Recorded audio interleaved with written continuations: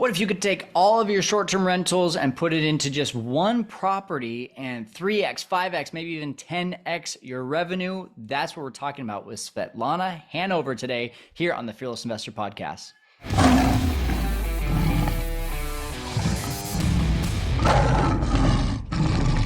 Hey, welcome into the Fearless Investor Podcast. You are listening to me, Kyle Stanley. And if you're a brand new listener, welcome in finally. We're just producing tons and tons of content for you all the time about short-term rentals and anything surrounding the industry. But if you're watching for the first time, YouTube or listening on the podcast, make sure you both subscribe. And if you're on YouTube, comment, or if you're on the podcast, review us. Those 5-star reviews help a ton. Now, today's guest is Svetlana Hanover, formerly Svetlana Hanover, who was on our podcast about 2 years ago. If you want to go and find that one, all you have to do is search for the Russian who moved to the USA and actually started an Airbnb empire. She was in the Poconos doing about 20 plus short-term rental really houses that she's owned and that she was managing for other people. And just a lot of those day-to-days really wore her down, and she'll talk about it here, but some health issues that ended up coming up. And she ended up pivoting. And this type of property that we're going to talk about today has allowed her to be able to pivot and consolidate everything into one location with a very unique opportunity. And she's going to talk to you about how you can do it as well, no matter where you're at in the entire country or heck, the entire world. So let's get to it right now with Svetlana Hanover here on the Fearless Investor Podcast. All right, guys, welcome into the Fearless Investor Podcast. And we have a returning guest. I always love bringing on returning guests, Svetlana Hanover. And if you're wondering, well, what was her first episode, just go onto our YouTube channel. And on our YouTube channel, you can go ahead and just click in the search Russian. And you will find the Russian who moved to the USA and built an Airbnb empire. But the reason that we're bringing Svetlana back on the podcast today is because life and business looks a lot different in a much better way for you, Svetlana. And for that reason, I wanted to bring you back on. So before we get into it, thanks for jumping on. Excited to have you here. Thank you for having me. Yeah, awesome. Okay, so I was going to pass over the icebreaker question, but you're like, no, ask it because I've got a story. So usually I ask, what's your craziest Airbnb story? But you wanted me to ask, what's the wildest fearless investor investment opportunity that you have right now? I went to see a property, a potential investment opportunity in the Poconos a couple of years ago, and stumbled on indoor in-ground pool house that wasn't listed on the listing. Wow! Imagine that. Why would they put that in the listing? I have no idea. Listed for $200,000. Oh my gosh. Yep. That's crazy. I snatched it off the market and sold it for $700,000. Oh my gosh. You flipped Yes. that puppy. Wow. Did you renovate it at all? Renovated and flipped it a year and a half later. Wow. How much did you put into the renovation? About $150,000. Oh my gosh. Yeah, I'll take that return. That's not too bad. All right. Well, Svetlana, really excited to have you back on. Again, guys, if you want to get to know Svetlana's story, which is a really great one, you can go back on the YouTube channel and search for it in our archived podcast. But, Svetlana, your business back then, when we did this almost 2 years ago, was very much about property management and short-term rental management in the Poconos, but a little bit different today. Why don't you just go ahead and catch everyone up? Yeah. Interestingly enough, after pandemic, a lot has changed, and the world has changed. My personal life has changed. My health issues led me to a new venture. And at first it was very hard to jump over that hump and closing down the property management company. But eventually it led me to a new opportunity. And I am extremely grateful to it for it, and it led me to commercial investment. Mm. And this is where new venture opened up. I was very, very involved in ordinance changes and fighting for short-term rentals in residential areas.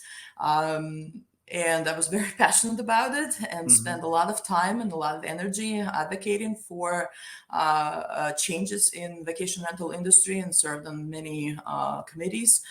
But it's exhausting and takes a lot of time. So I sold all my residential properties and bought an old inn. And at the time, that old inn was sold as a residential property. It was zoned commercial, but it was sold as a residential property. So, but when it's zoned commercial, it opens up a lot of opportunities. So that is what I'm here to talk about. Okay. If you own a property in that is zoned commercial, this is where you can tune in. This is where you can learn a lot. So the property that you can look at our website, www.pumphouseinc.com. The property is historic. It dates back to 1842. It's 13,000 square feet. Consists of three buildings. Sits on 3.5 acres. It's 14 bedrooms and 14 bathrooms. Wow. And we bought it, yes, and we bought it as a, again, residential property at $1.3 million, and it's worth $6 million right now.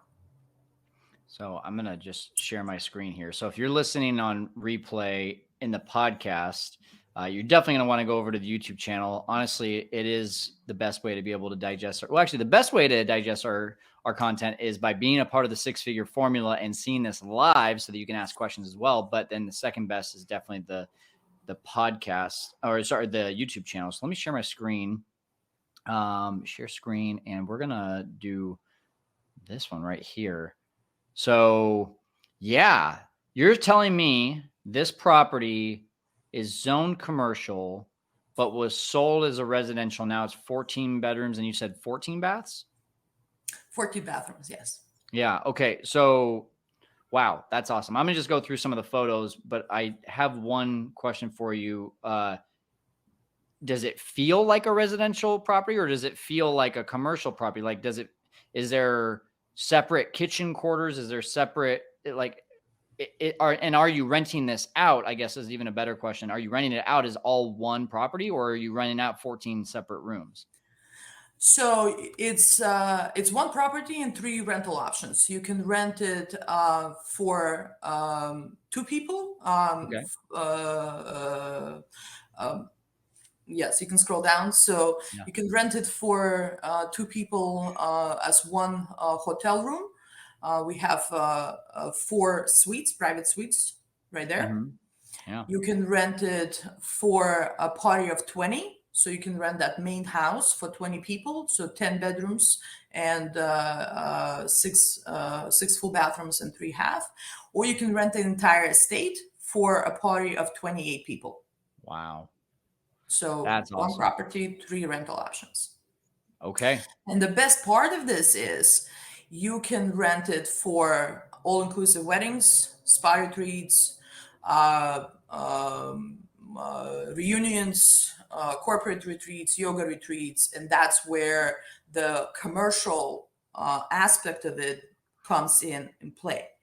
So the insides of the property is pretty much irrelevant for this concept. Okay. This is a very unique property. It dates back to 1842. Wow. Former President Nixon stayed on the property. John Travolta stayed on the property. So it's very cool Nice. property. It's has a very cool feel to it. It has a very historic bar, and it's very cool. It's the way it's set up. So yes, it's a very unique property in its own. but the concept is what is more important for this conversation. Okay. The system that I put in place for this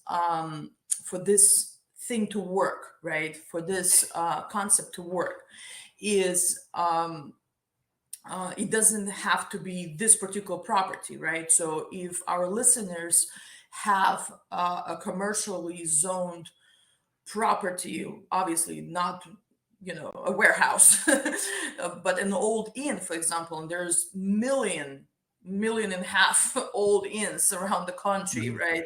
It can be in Los Angeles, it can be in Seattle, it can be in Shettsville, Tennessee. It doesn't matter where the property is, but there's a lot of old inns, and they're running as, they're renting them per room for $99 per night, $129 per night. You can raise that occupancy and that rate per night by renting them with a specific concept, Okay. because people love unique concepts now, right?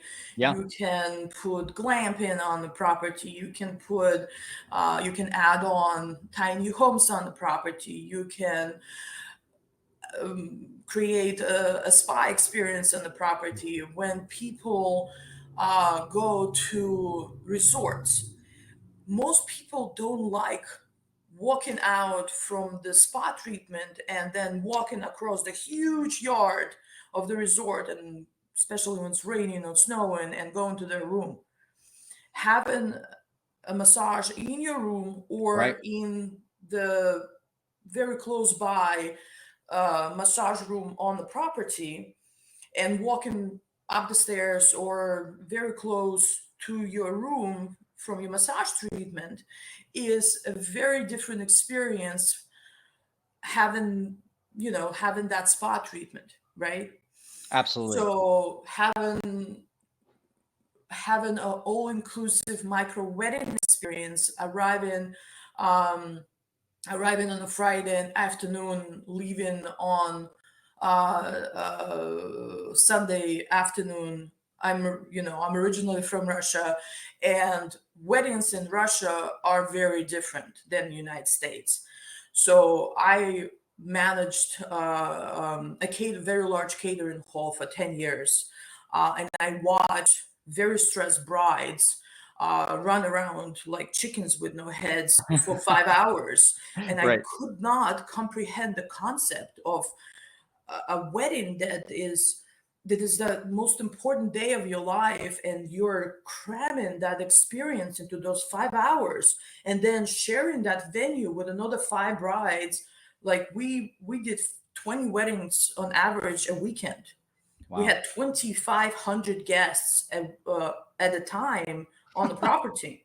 Oh my So the gosh. brides just ran around and like bumped into each other, and sometimes even, had conjoined in different between different bridal parties, Yeah. and fought and So Svetlana, did other things.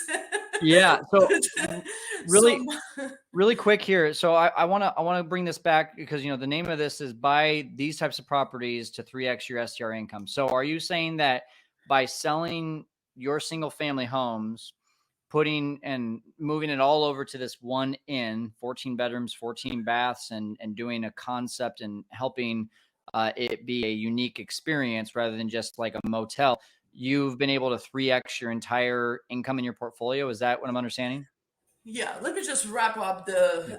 the concept of the all-inclusive weddings. Yeah. So by having that experience of 10 years running the catering business, and then 10 years of property management Hmm. business on top of it, I married those 20 years together and came up with Nice. this concept, right? Okay. So all-inclusive wedding packages and all-inclusive spa packages Mm, of 3-day wedding experience, 3-day spa experience mm.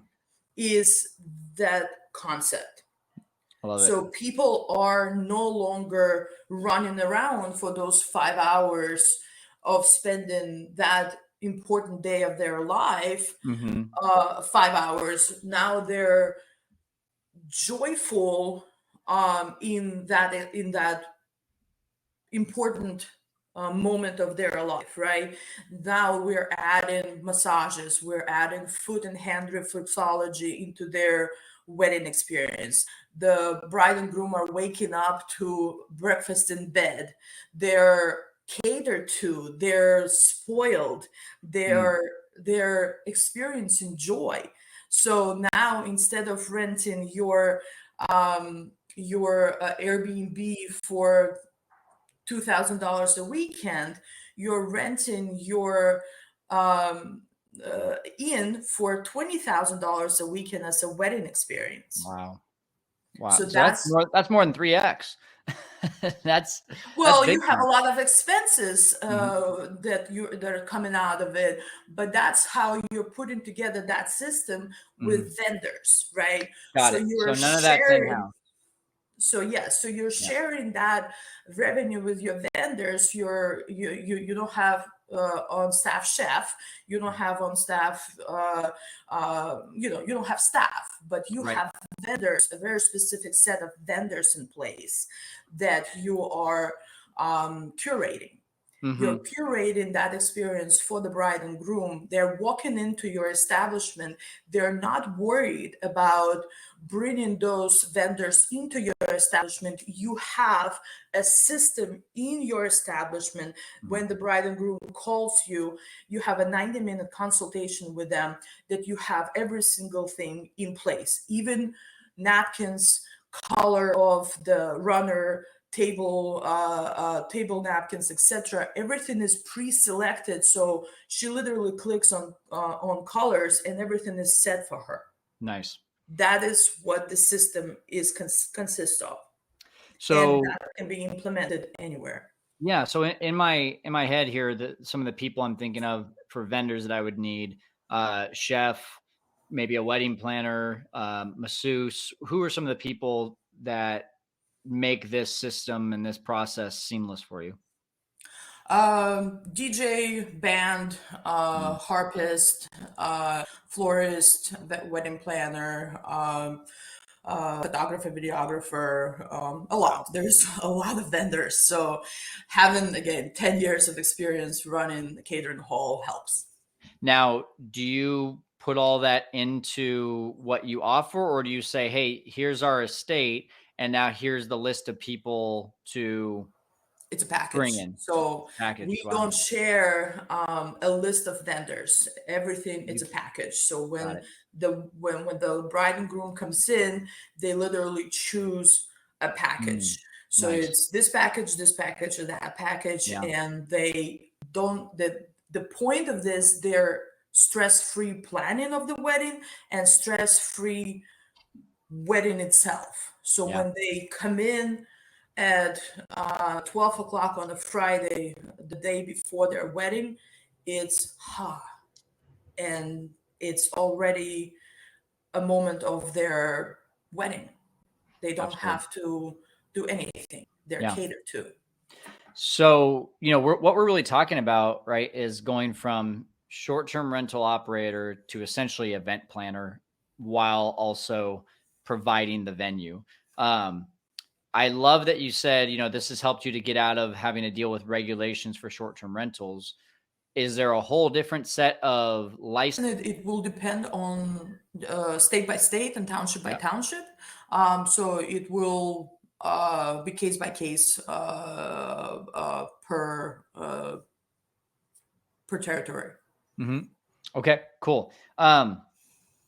So how are you marketing this? Are you just relying on your website? Are you doing Google Ads? Are you still posting on Airbnb? Where are people finding you? So we do our own marketing, and that is a big part of the system that I created. I Mm, went to school on marketing, hmm. and waiting for somebody to call you doesn't work anymore. You have to figure out how to market your own product and how to get people in the door. So marketing is a big part of it. Yeah, absolutely. So, without giving away the full secret sauce, is all that online Yeah. marketing? Are you doing like Google Ads and Facebook ads, that kind of stuff? Yep. We do Okay. Facebook ads, Google ads. So yeah, you can look at our Facebook page, Instagram page, etc. Cool. So again, guys, if you're just jumping on right now, pumpHouseIn.com. Pump, like a water pump, housein.com. And I'm assuming if they search for that on Facebook and Instagram, they're going to find both of those, or is there a certain Yep, handle? Okay. yep. Pump House Pump In. house Cool. in. Mhm. Awesome. So I've been taking some notes here because this is all pretty green to me. So I want to know, going back to the residential versus commercial, why did someone sell this to you as residential when it's zoned as commercial? Couldn't they have got more money for selling it commercial? Like, that's kind of confusing to me. No idea. No He was idea. Okay. living there, so he Oh, lived. okay. So he was living there, and he sold it as a residential property. And even though it was zoned commercial, if he was, if the former owner was using it as a commercial property, he could have Mhm. sold it as a commercial property. But because it was used as a residential property, he sold it as a residential property. That's weird to me. It's strange, but hey, your benefit, right? Um,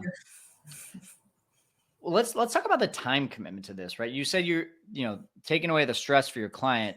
This, from what I hear, feels like stress on your plate because now you're coordinating all these different people. So does this become a full-time job? Do you have someone who's coming in and coordinating all this for you so that all you have to do is worrying about marketing and finding clients? Like, how much of a time dedication is this business for you right now? Well, yes, it's a lot of time commitment Yeah. at the moment, but it's less stress than it used to be with the property management. Yeah. So relatively less stress. Good, good. Yeah. Can you just comparing apples to apples, what did life look like when you were doing the property management and, co-hosting for short-term rentals versus just doing this in experience today? Um, Significantly less Mhm. stress, significantly less time commitment. Uh, Managing, yeah, it just it's one location versus 24 locations. It's Mhm. just different. 46 employees versus 0 employees is just different. So yeah, And I'm guessing a lot less calls about the leaky toilet or the exactly. broken broken It's just faucet. a lot less pesky items, like a Yeah, lot less pesky, it's yeah, like, oh, this is not working, or right, I need a refund. I'm gonna leave you a bad review because right. it's there's a scratch on my window.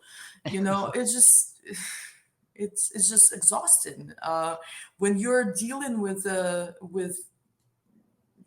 pesky things are takes your energy.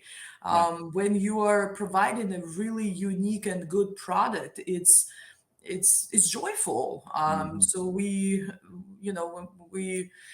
when we cater to guests that are happy and are enjoying the property, it's joyful. yeah, It makes us happy. So yeah.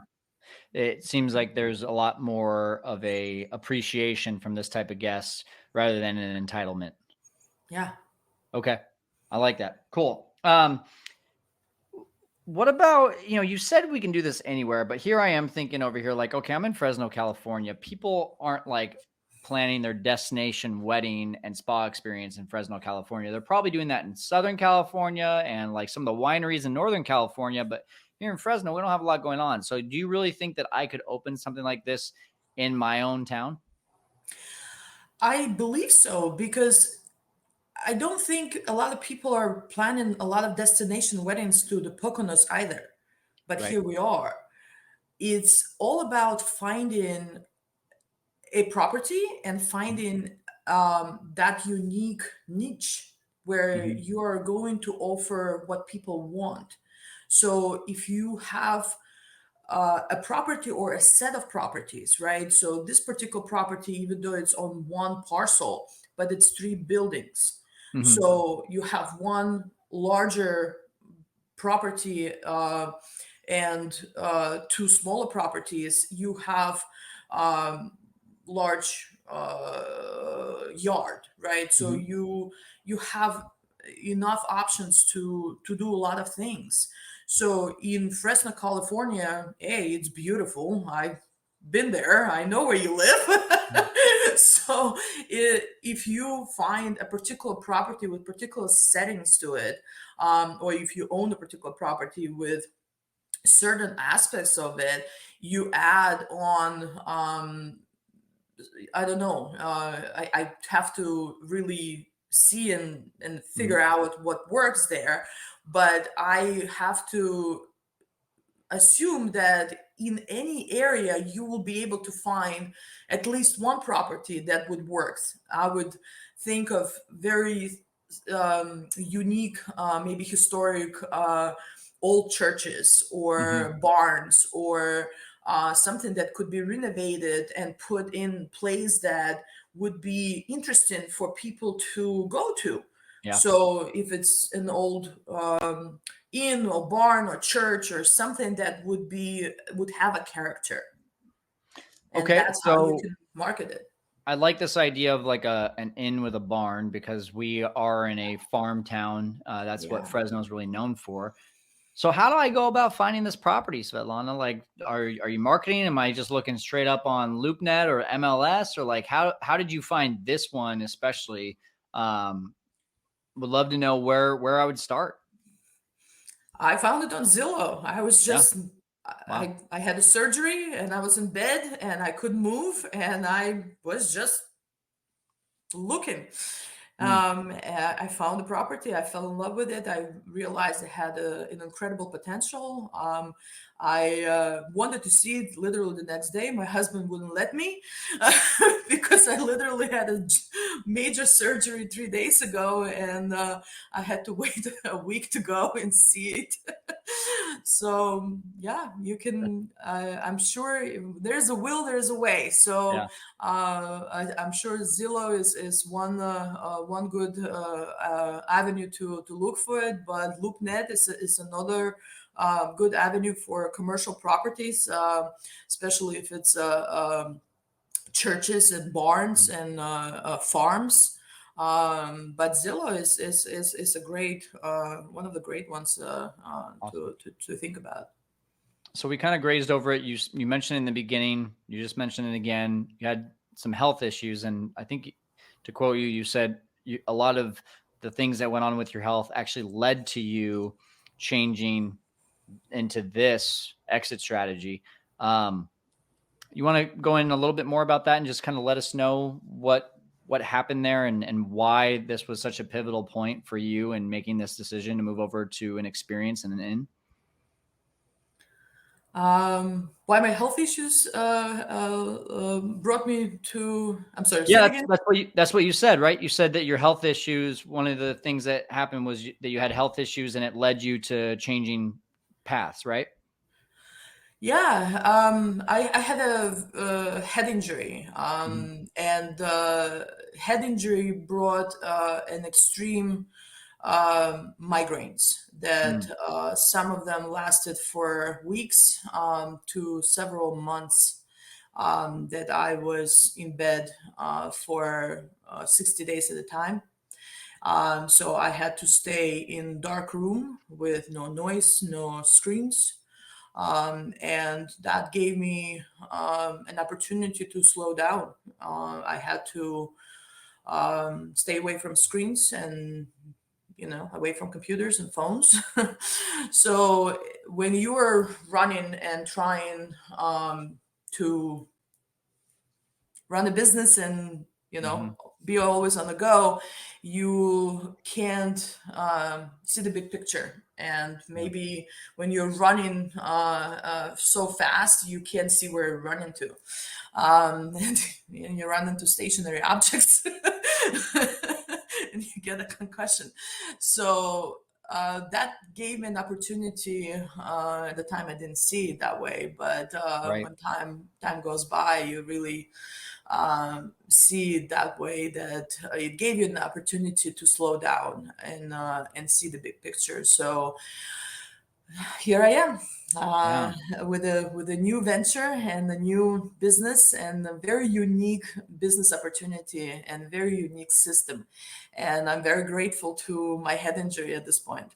Yeah. Well, I'm a big believer that a lot of these traumatic things happen in our life that at the moment we have no idea what God's plan is, but then suddenly we pick our heads up and 3 months later we're like, oh wow, had that not happened, that was so difficult, even though that was so trying, had that not happened, I probably would not be in this current situation. And now I'm actually kind of thankful for that happening. Is there a sense of gratitude, even though I'm sure you're like, hey, I don't want to go through all that pain again, all those surgeries and all of that unknown, but is there a sense of gratitude now for that? Yeah, very much Wow, so. that's cool. Awesome. Okay, so Svetlana, where can people get connected with you? A, if they want to book your place, or B, if they want to just learn more how they can do this maybe in their town or a town that they're thinking of.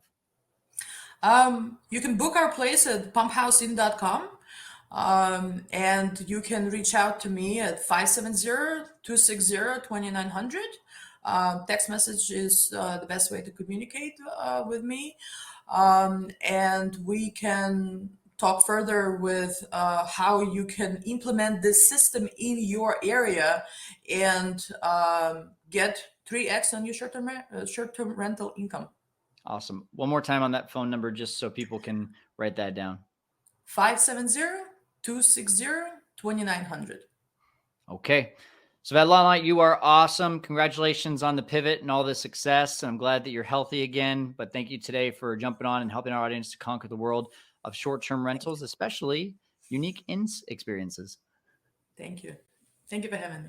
Okay, so one more time, if you want to get connected with Svetlana, you can go and give her a call. If you're watching on YouTube or listening on the podcast, they're right down in the description or the show notes, whatever you want to call it. And then also Pump House Inn, if you want to actually stay there in the Poconos, or you have a wedding coming up, or you have maybe want to do like she's talking about with those spa getaways and the spa treatments, that's something that you can definitely do. Just go book there. All right, that's going to do it today for the Fearless Investor Podcast. We're helping you to conquer the world of short-term rentals.